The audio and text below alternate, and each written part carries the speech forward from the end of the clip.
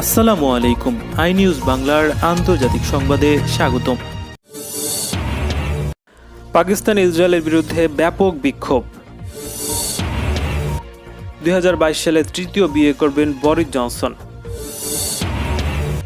এখন ইসরায়েলকে বিচারের মুখোমুখি করার পালা, বললেন ইরানের বিচার বিভাগের প্রধান। অভ্যুত্থানের পর প্রথম প্রকাশ্যে আদালতে হাজির করা হলো সূচিকে।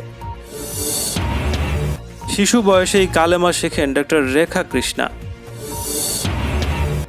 অনলাইনে দ্বিতীয় বিশ্বযুদ্ধের তাজা বোমা বিক্রি করতে গিয়ে গ্রেফতার। বাংলাদেশ সহ 5 দেশ থেকে যাত্রী প্রবেশে বাহরাইনের নিষেধাজ্ঞা এবং হামাস নেতাদের হত্যার হুমকি ইসরায়েলি অর্থমন্ত্রীর।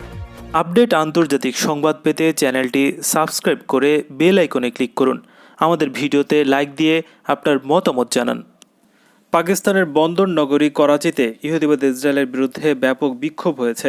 গত রোববার করাচি শহরের রাস্তায় নেমে আসে হাজার হাজার মানুষ এবং ইহুদিবাদ ইসরায়েলের বিরুদ্ধে গগন বিদারী স্লোগান দেয়। এ সময় তারা ফিলিস্তিনের মুসলমানদের প্রতি আন্তরিক সমর্থনের কথা ঘোষণা করে। ফিলিস্তিনের পবিত্র জেরুজালেম শহরের মুসলমানদের বিরুদ্ধে উচ্ছেদ অভিযান, পবিত্র আল আকসা মসজিদে মুসলিমদের উপর হামলা এবং গাজা উপত্যকায় অসহায় ফিলিস্তিনিদের উপর বিরুদ্ধে বর্বর আগ্রাসনের কারণে পাকিস্তানের সর্বস্তরের জনগণ ইহুদিবাদী ইসরায়েলের বিরুদ্ধে ঐক্যবদ্ধ হয়ে রাজপথে নামে। গাজা উপত্যকার সশস্ত্র সংগঠন হামাসের সঙ্গে ইহুদিবাদী ইসরায়েলের যুদ্ধবিরতি চুক্তি হওয়া সত্ত্বেও পাকিস্তানের করাচি শহরে এই বিক্ষোভ মিছিল অনুষ্ঠিত হয়েছে। পাকিস্তানের পররাষ্ট্রমন্ত্রী শাহ মেহমুদ কুরেশি ইহুদিবাদী ইসরায়েল এবং পশ্চিমা গণমাধ্যমের মধ্যে বিশেষ ঘনিষ্ঠতা রয়েছে বলে মন্তব্য করার পর ইসরায়েলপন্থী গণমাধ্যমগুলোতে যে সমালোচনা উঠেছে তাও পাকিস্তানের জনগণকে ঐক্যবদ্ধ করেছে।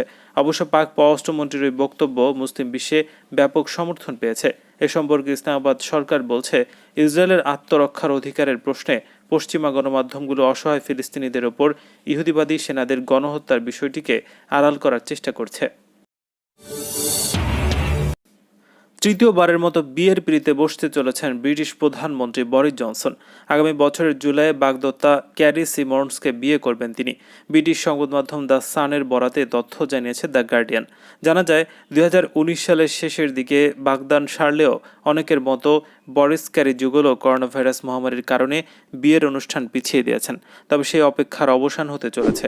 56 বছর বয়সী বরিস জনসনের এটি তৃতীয় বিয়ে হলেও তার চেয়ে 23 বছরের ছোট ক্যারি সিমন্সের জন্য প্রথম বিয়ে হতে চলেছে।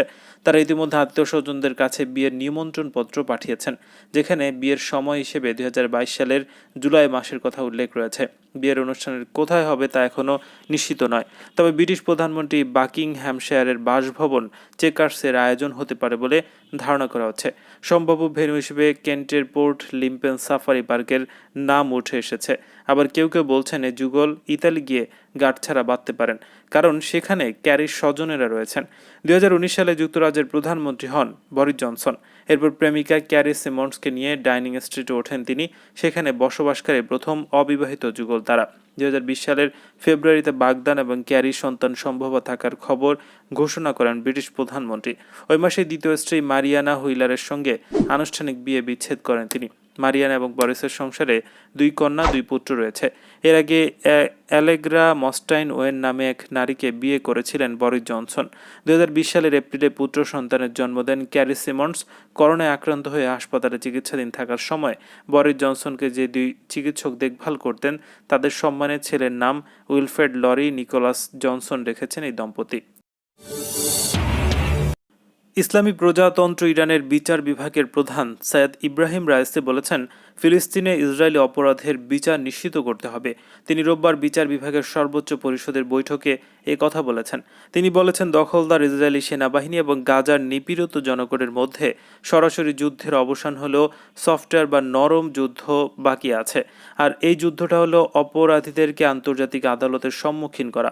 এ বিষয়ে জোরালো তৎপরতা চালাতে হবে। ইরানের বিচার বিভাগের প্রধান বলেন, বিশ্বের সব আইনবিদ এবং স্বাধীনচেতা মানুষকে ঐক্যবদ্ধভাবে চেষ্টা চালাতে হবে যাতে ইহুদিবাদী অপরাধীদের শাস্তি নিশ্চিত করা যায়। ইব্রাহিম রাইসি দখলদারদের বিরুদ্ধে শক্ত প্রতিরোধ গড়ে তোলায় ফিলিস্তিনিদের ধন্যবাদ জানিয়ে বলেছেন, আমরা এবং গোটা মুসলিম জাতি ইমাম খামেনির কাছ থেকে শত্রুর বিরুদ্ধে রুখে দাঁড়ানোর শিক্ষা পেয়েছি। আজ সবাই দেখছে, শত্রুর বিরুদ্ধে রুখে দাঁড়ালে বিজয় অর্জন করা সম্ভব। তিনি আরও বলেছেন, সাম্প্রতিক এই বিজয় ভবিষ্যতের বিজয়ের প্রতিশ্রুতি হিসেবে কাজ করবে এবং ইনশাল্লাহ পবিত্র বাইতুল মুকাদ্দাস মুক্ত করার মধ্য দিয়ে অদূর ভবিষ্যতে চূড়ান্ত বিজয় অর্জিত হবে। মিয়ানমারের ক্ষমতাচ্যুত নেত্রী অং সান সুচিকে রাজধানী নেপিদোতে এক সামরিক আদালতে হাজির করা হয়েছে। সোমবার 30 মিনিটের এই শুনানিতে উপস্থিতির মাধ্যমে 1 ফেব্রুয়ারি সামরিক অভ্যুত্থানের ক্ষমতাচ্যুতির পর প্রথম প্রকাশ্যে এলেন মিয়ানমারের সাবেক স্টেট কাউন্সিলর। আদালতে হাজির হওয়ার পর শুনানির আগে অং সান সুচি তার আইনজীবীদের সাথে 30 মিনিট পরামর্শ করেন। বার্তা সংস্থা রয়টার্সকে তার আইনজীবী থাই মাউং মাং জানান, 75 বছর বয়সী এই নেত্রী সুস্থ আছেন। এর আগে অভ্যুত্থানের 1 মাস পর 1 মার্চ প্রথম অং সান সুচির বিরুদ্ধে মামলার শুনানি শুরু করে সামরিক আদালত। মিয়ানমারের প্রাকৃতিক দুর্যোগ ব্যবস্থাপনা আইন, রাষ্ট্রীয় গোপনীয়তার আইন, আমদানি রপ্তানি বিষয়ক আইন এবং দুর্নীতি বিরোধী আইনের অধীনে 6টি অভিযোগ তার বিরুদ্ধে গঠন করে আদালত। সূচিকে বর্তমানে নেপিদোতে গৃহবন্দী করে রাখা হয়েছে। সোমবারের শুনানির আগে ভিডিও কনফারেন্সের মাধ্যমে তাকে আদালতে যুক্ত করা হয়।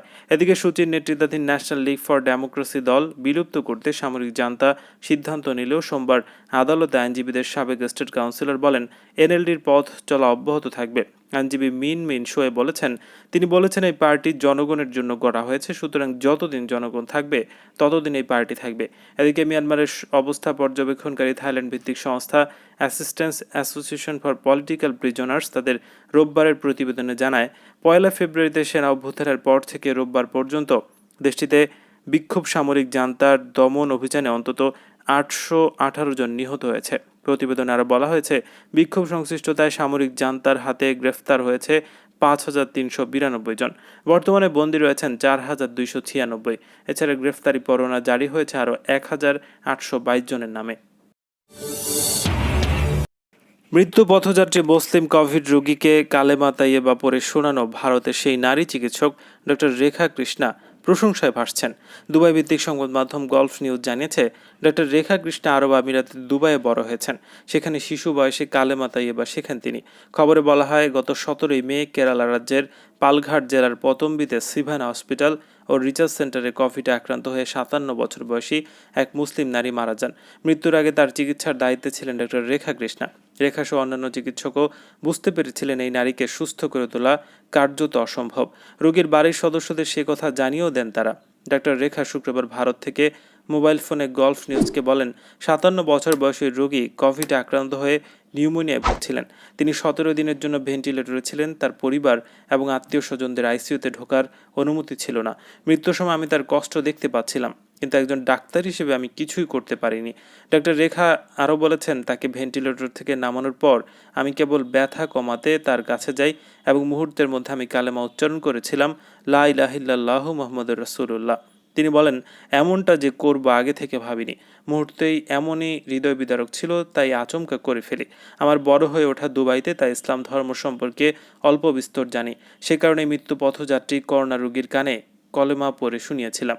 এটা কোনো ধর্মীয় আচার নয়, মানবিক পদক্ষেপ। বিষয়টি প্রকাশ্যে আসার পর রেখার মানবিক প্রশংসা করেছেন সবাই। গলফ নিউজ জানিয়েছে, রেখা সর্বশেষ গত মার্চে দুবাইয়ে তার 2 বাচ্চাকে নিয়ে ছুটিতে বেড়াতে গিয়েছে।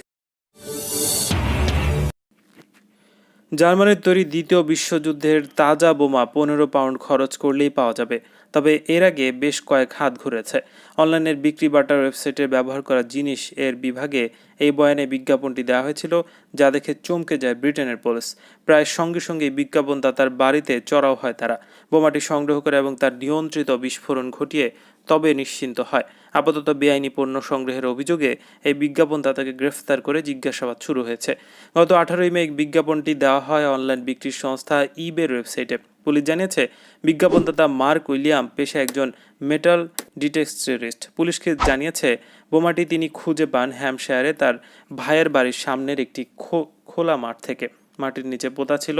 বোমাটি যে দ্বিতীয় বিশ্বযুদ্ধের সময় অ্যাডলফ হিটলারের আমলে তৈরি তা দেখেই বুঝেছিলেন মার্ক। তবে বোমাটি তাজা নাকি ব্যবহার করা হয়েছে সে বিষয়ে কোনো ধারণা ছিল না তার। মার্ককে ব্যাপারে জানান সেনাবাহিনীর জিনিসের সংগ্রাহক রাল্ফ শেরডেন। রাল্ফ জানিয়েছে, বিজ্ঞাপনটি দেখেই মার্কের সঙ্গে যোগাযোগ করেছিলেন তিনি। সঙ্গে সঙ্গে তৎপর হয় পুলিশ। মার্কের বাড়িতে পৌঁছে তাদের সবাইকে বাড়ি থেকে নিরাপদ দূরত্বে সরিয়ে দিয়ে বোমাটির নিয়ন্ত্রিত বিস্ফোরণ ঘটানো হয়। তারপর মার্ককে গ্রেফতার করে পুলিশ। করোনা ভাইরাস সংক্রমণের কারণে বাংলাদেশ সহ দক্ষিণ এশিয়ার 5টি দেশ থেকে যাত্রী প্রবেশে নিষেধাজ্ঞা জারি করেছে বাহরাইন। লাল তালিকাভুক্ত অপর দেশগুলো হলো ভারত, পাকিস্তান, শ্রীলঙ্কা এবং নেপাল। সোমবার থেকে এই নিষেধাজ্ঞা কার্যকর হবে। বাহরাইনের রাষ্ট্রীয় বার্তা সংস্থা বিএনএ এ খবর জানিয়েছে। বাহরাইনের ন্যাশনালিটি, পাসপোর্ট এবং রেসিডেন্স অ্যাফেয়ার্স জানিয়েছে, এই নিষেধাজ্ঞার আওতামুক্ত থাকবেন বাহরাইনের এবং জিসিসিভুক্ত দেশের নাগরিক, দেশটির রেসিডেন্স ভিসাধারীরা। তবে নিষেধাজ্ঞার আওতামুক্ত এসব যাত্রীদের ভ্রমণের আগে করোনার পিসিআর টেস্ট এবং অবতরণের পর 10 দিন কোয়ারেন্টিনে থাকতে হবে। এছাড়া অন্যান্য দেশের যাত্রীদের ক্ষেত্রে ভ্যাকসিন গ্রহণকারী এবং যারা গ্রহণ করেননি তাদেরও 10 দিন কোয়ারেন্টিনে থাকতে হবে নিজেদের বাড়িতে এবং অনুমোদিত কোনো স্থানে। অনুমোদিত দেশ থেকে অবতরণের পর সব ভ্রমণকারীদের 3টি পিসিআর টেস্ট করতে হবে। এতে খরচ হবে 36 বাহরাইন দিনার। এসব টেস্ট করতে হবে যথাক্রমে প্রথম দিন, পঞ্চম দিন এবং দশম দিনে। খবরে বলা হয়েছে, বাংলাদেশ, ভারত, পাকিস্তান, শ্রীলঙ্কা, নেপালের নতুন ওয়ার্ক ভিসাধারীদের ক্ষেত্রে বলা হয়েছে বাহরাইনে তাদের নিয়োগকারী প্রতিষ্ঠানের পক্ষ থেকে সেখানে আবাসন নিশ্চিত হয়েছে মর্মে একটি চিঠি সংগ্রহ করতে হবে। করোনা সংক্রমণ ঠেকাতে বাহরাইন শপিং মল, রেস্তোরাঁ, সেলুন, সিনেমা হল, সরকারি অফিসগুলোতে প্রবেশের ক্ষেত্রে বিভিন্ন বিধিনিষেধ জারি করেছে। ভ্যাকসিন নেওয়া নাগরিক, করোনায় আক্রান্ত হওয়া, সুস্থ হওয়া মানুষ, দ্বিতীয় ডোজ ভ্যাকসিন নেওয়ার পর 14 দিন অতিবাহিত হওয়া ব্যক্তিরা এগুলোতে প্রবেশ করতে পারবেন। ইসরায়েলের অর্থমন্ত্রী ইসরায়েল কাটজ গাজা থেকে কোনো রকেট হামলা হলে হামাস নেতাদের হত্যার হুমকি দিয়েছেন।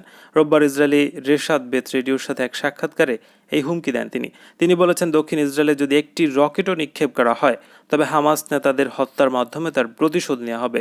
কাটজ বলেছেন, গাজা উপত্যকায় নিয়ন্ত্রণকারী হামাস এবং অন্য সশস্ত্র সংগঠনের সাথে শুক্রবার যুদ্ধবিরতিতে যাওয়ার আগে মন্ত্রিসভায় এই সিদ্ধান্ত গ্রহণ করা হয়েছে। কাটজ বলেছেন, ফিলিস্তিনি ভূখণ্ডে নিখোঁজ সৈন্যদের ফেরত দেওয়ার শর্তেই ইসরায়েল গাজা পুনর্নির্মাণের অনুমতি দেবে। অধিকৃত জেরুজালেমের শেখ জাররা মহল্লা থেকে ফিলিস্তিনি বাসিন্দাদের উচ্ছেদ করে ইহুদি বসতি স্থাপনে গত 25 এপ্রিল আদেশ দেয় ইসরায়েলি এক আদালত। এই আদেশের জেরে ফিলিস্তিনিদের বিক্ষোভে পরপর কয়েক দফা মসজিদুল আকসায় হামলা চালায় ইসরায়েলি বাহিনী। 7 মে থেকে 10 মে পর্যন্ত এই সকল হামলায় 1000-এর বেশি ফিলিস্তিনি আহত হয়েছেন বলে জাতিসংঘের মানবিক সাহায্য বিষয়ক দফতর ইউএনএসসিও একথা জানিয়েছে। মসজিদুল আকসা চত্বরে মুসল্লিদের উপর ইসরায়েলি নিরাপত্তা বাহিনীর হামলার পরিপ্রেক্ষিতে 10 মে স্থানীয় সময় সন্ধ্যা 6টার মধ্যে মসজিদ থেকে সৈন্য সরিয়ে নিতে ইসরায়েলকে আলটিমেটাম দেয় গাজা নিয়ন্ত্রণকারী ফিলিস্তিনি স্বাধীনতাকামী সংগঠন হামাস। আলটিমেটাম শেষ হওয়ার পর গাজা থেকে ইসরায়েলের বিভিন্ন লক্ষ্যবস্তুতে হামাস রকেট হামলা শুরু করে। ইসরায়েলি সেনাবাহিনী জানিয়েছে, গাজা থেকে ইসরায়েলি ভূখণ্ডে মোট 4360টি রকেট নিক্ষেপ করেছে হামাস। ইসরায়েলি আকাশ প্রতিরক্ষা ব্যবস্থা আয়রন ডোমে বেশিরভাগ রকেট ধ্বংস করা হলেও বেশ কিছু রকেট ইসরায়েলের বিভিন্ন স্থানে আঘাত এনেছে। রকেট হামলায় ইসরায়েলের 12 অধিবাসী নিহত এবং 796 জনের বেশি আহত হয়েছে। আপডেট আন্তর্জাতিক সংবাদ পেতে চ্যানেলটি সাবস্ক্রাইব করে বেল আইকনে ক্লিক করুন। আমাদের ভিডিওতে লাইক দিয়ে আপনার মতামত জানান।